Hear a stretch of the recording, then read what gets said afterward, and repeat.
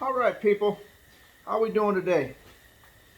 I wanted to come at you from the compound after last night. I wanted to show you the progress I got done on the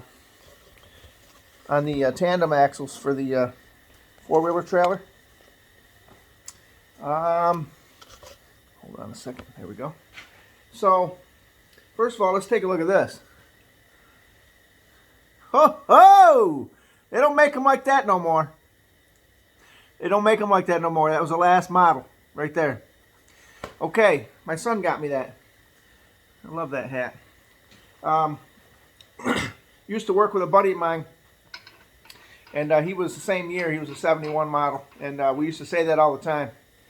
We'd say, yeah, well, the 71 model, we got her done. And then we had a couple of the younger millennial kids that basically used to think to themselves, what was he saying? But it was an inside joke type deal. But anyway, let's get to the situation at hand. First of all, we need to start out with the heater's on its way. It'll be here the 14th, but I won't be here. I'll be on a job.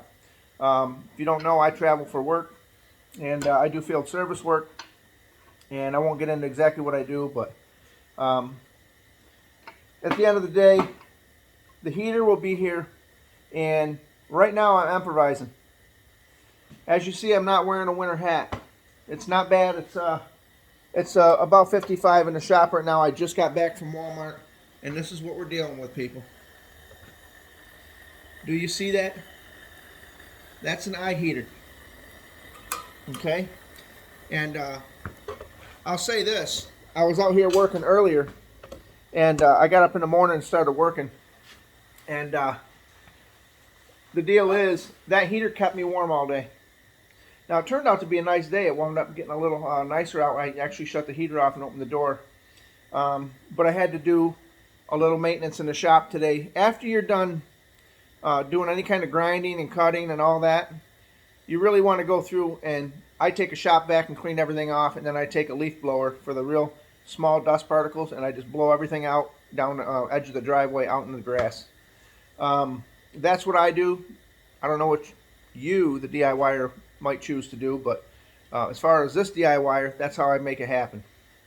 Now, getting to the tandem axles, what I did is last night I got them all the caps welded in, and after that I didn't stay up any later and do any grinding because I really wanted to I thought the day would be a little nicer. I could do it outdoors, but it didn't work out. But anyway, this morning I turned around and got the grinder flapper discs and got everything straightened out and ran everything down. And what I did was I took some acetone and sprayed all the parts down. When I was all done, wiped them down, and I had just enough self-etching primer left to get these things coated. Now let's take a look at these. Here we go. Do you see this, people? That's a self-etching primer. Okay? You can see the ends are all welded in. Okay? These ends are all welded in. I dressed up around the holes a little bit, and I'm going to show you what tool I used to do that. Now, last night I told you I was going to put some angle brackets underneath. Instead, can you see that? I actually used a 1x1 square stock, and what I did was I cut them at an angle. And I know you don't have to cut them at an angle to get the strength, but aesthetically I wanted it to look like, if you remember right, remember I told you that I want to make people wonder, did he buy that or did he make it? When they see me out in the woods, and I'm going to get stickers and everything, I think I'm going to put, kick the camera. I think I'm going to get Suzuki stickers and put on it because I have a Suzuki Eiger. And if anybody knows me, I love my Eigers. So, the only other four-wheeler that I would buy if I didn't have a Suzuki would be a CF Moto. I got a good buddy of mine, him and his wife have this one with the up seat. And let me be honest with you now, in all transparency, the thing's got some power, okay? It's a bigger motor than mine. It's a bigger setup. It's like a lava color. I actually love the color. And one day I'll have one. But right now I'm dealing with the Eiger, and that's what I love because it's mine. But here's the situation. I've been watching a lot of videos on YouTube, and let me tell you something. Over in Russia and Crimea and all these places out in these Europe and all that, these CF motos are everywhere. And you get online and you check them out, even in the States. Man, I'll tell you what, CF Moto, they're slowly becoming the #1 dog in the pen right now. They've got power. I know this isn't what the video was about, but I got to get this out. They've got power, and I can testify to that because I actually drove my friends. And if I didn't have an Eiger, I would be having a CF Moto. They've got automotive finishes on their plastics. Do you know what that is, people? That's like saying we went this far, normal four-wheelers go this far, and CF Moto said, hold my beer, let me show you how it's really done. And they went way over here with automotive-grade paints, okay? And it just shines like no other four-wheeler. It's got LED lights. I'm going to have to see if my buddy will let me do a DIY on his four-wheeler, because let me tell you something, just me telling you about it doesn't do it justice. And I can tell a story, believe me, but it just doesn't do it justice. But anyway, let's get back to the situation here. I want to show you what we got. Okay, so we've got 2 of these, a mirror image. Okay, this piece right here is a 1x1 stock. I even capped the ends. I covered them so no these won't just be dripping rust or whatever. But these here are made for when there's any kind of a hard bump on these tires, or the trailer drops into a hole. It won't try to put pressure on this. This will actually be like a trunnion over the top to actually strengthen it, like a gusset. Okay, and let me show you something where I got the idea from that, people. I got the idea because, hold on, let me move some of this stuff. Do you see this right here? This isn't my engine hoist. But look what they got here. They've got a strap so that when the pressure's on, this helps support it. And that's kind of like the same scenario of what I figured that would help on this trailer. Now, it may never need that much support. You know what I'm saying? But I don't want to sit there and say later on, I wish I'd have done it. So we wound up putting them on. I've got to take a little bit of emery to these right here because I got a little bit of slag on there just from welding. So that's where the seal rides, about 1/4 of an inch in, the seal rides right here. I got to take some emery to this. But everything is self-etched and primed. Now here's the other thing. Here's the other thing I want to tell you about. I need to show you this, okay? I need to show you this. So today I got thinking about it, and I said, well, when the trailer, right here, when the trailer is, these are pivoting on that bolt and that bushing, yes, the bushing will take up the slack. Yes, the bushing will, it's a wear point. But wouldn't it be nice if I had a greasable zerk?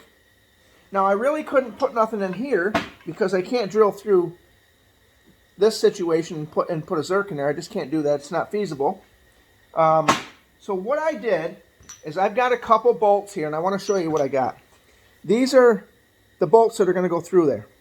Okay? You following me? Are you paying attention, DIYers? Okay. So these are the bolts that are going to go through there, and I want you to take a look at this. Look at that. Look at that. Would you just look at it? Look at it. Look at that. Look at it. Look at it. Look at it. There's a zerk in the end of this. How did I do that? How did I do that? Well, I put it on the lathe, and let me tell you something. These are hard bolts, but I got some really good drill bits. And I put the tailstock on the back, and I put a center spot here, and I started to drill it, and then I ran a drill all the way through. I think I went in right to the middle, which is right here, 2.5 inches from the end. Okay. And what I did was, I also put I took a prick punch and I smacked it right there on top of my anvil. This is hard. This is not just regular steel. This is like grade 8. And I wound up putting it on the drill press, and I walked it through. And then when I was all done, people, you have to clean out the, you don't want them burrs and pieces of debris going into into the phenolic where it's supposed to be a soft cushion in there, in a pivot point, right? So I took some brake cleaner and I cleaned them out, and then I ran a 1/4 28 tap right here. And what I did was I looked at this kit that I've got from Harbor Freight right here. This was about $6 before Joe Biden got in office. I don't know what they are now. But if you look in here, on here, it tells you right here, where is it? I've got a bunch of straight ones, 1/4 28, okay? So it tells you what tap to use. I got the tap out. I've got a small tap kit that I got from, I think it was Harbor Freight. And that was about $17. I don't know what they are now in Joe Biden's world. But that's the situation when the Orange Man was in office. I got it cheaper. But anyway, we won't get into all that. But that's the situation right there. We have a hole drilled through. And then we have another hole drilled in. And what's going to happen, people, when these bushings go back in the... I'm going to put these bushings back in there. I had to do some grinding and painting. I didn't want them in there. This is going to go in there. And when this grease comes through here, it's going to spread out. And it's going to create a small... I don't want to say an oil wedge, but it's going to be a grease wedge. If you know what that is. It's going to be a small film of grease that gets through all the imperfections in these pieces, and it's going to actually help lubricate it on this pivot point. And the way I'm going to grease it is like this, right on the outside. Okay, the nut will be on the outside. Okay, it'll look like this. Let me show you. Okay. Now it's going to have washers and all that, but that's what it's going to have, where I can just reach in there and grease it. What do you think of that, huh? And you know what? There's nothing like live action on a real video. So what we're going to do is this for the first time, I haven't ran any grease through them. We're actually going to run grease through them and see if they actually, how it comes out, and give you kind of a, how do I put this? A bird's eye view of how it's actually going to operate. So when you see me on the videos and I'm running through the trails, you're going to know in your mind that there's grease at them pivot points. So let me come over here. Boy, that heater's nice. And I'm going to show you a little something. Take a look at this puppy. I had a good friend of mine. He gave me a bunch of DeWalt tools. And let me tell you something. These do not sit around. These do not go to waste. If you don't have a battery operated grease gun, you're missing out. Okay, you're just missing out. But what I'm going to do is I'm going to set these tandem pieces down because I don't want to get any grease on them. Okay. Hold on a second. Hold on, people. I'm coming. All right. So now what we're going to do, let's bring you down here where the action is. Okay. Let's get you right in here so you can see this. Let's see if I can bring you forward a little bit. Well, I guess I can't. Can't do that, it says. That feature is not optional. Okay. So, what we got to do is snap a battery on here. Okay. Let's not forget our glasses. Okay. There we go. Let's see if we got any power first. Let's see what this one says. Oh yeah, she's got 3. So now, let's get a paper towel here. Okay, whoa, I yanked that right off. Look at that. Okay. So, we're going to see if this baby works. I'll bring that up to you. If the mountain won't come to the, if the man won't go to the mountain must come to the man. Remember that one, okay? So if this camera won't zoom in, I'm going to bring the mountain to you guys. There we go. There's the Zerk. Let's see what happens. Let's see. Okay. Whoa! Take a look at that, huh? How many of you YouTubers out there, you, the DIYers, have ever done something and said to yourself, wow, take a look at that. It actually works as designed. Unbelievable. Look at that. I mean, I knew it was going to work, but it's something about seeing it live action. Take a look at this one more time.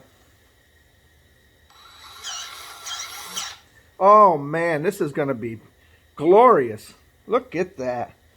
I'll tell you what, I couldn't be prouder or happier. And I know it's just a Zerk grease fitting, but I think I really am onto something here. This is going to be really nice when it's all done.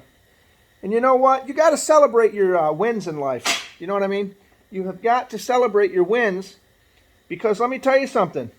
The world out there will not let you forget your losses, if you know what I'm saying. You know what? It's like sometimes people are close to you just so they can see you fall. But don't stick around them people. You know what I mean?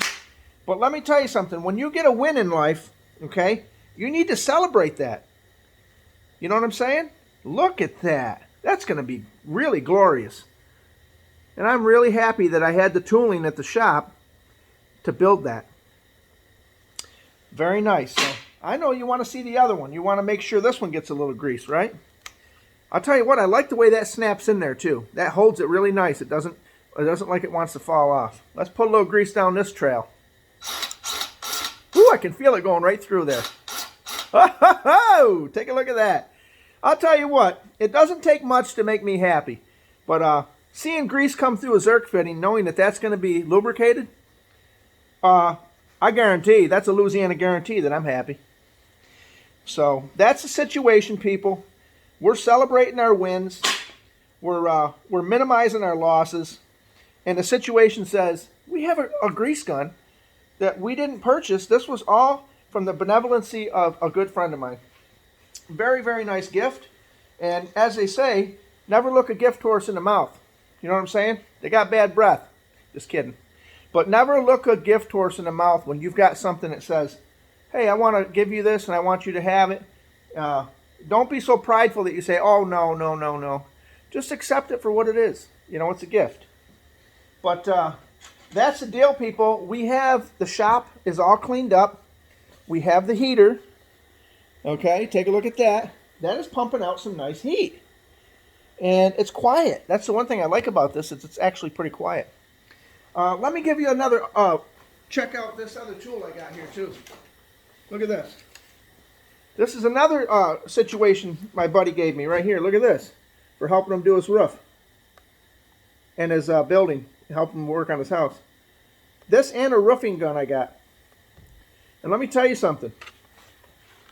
People are worried about, in this country, like Joe Biden. Let's talk about Joe Biden for a minute.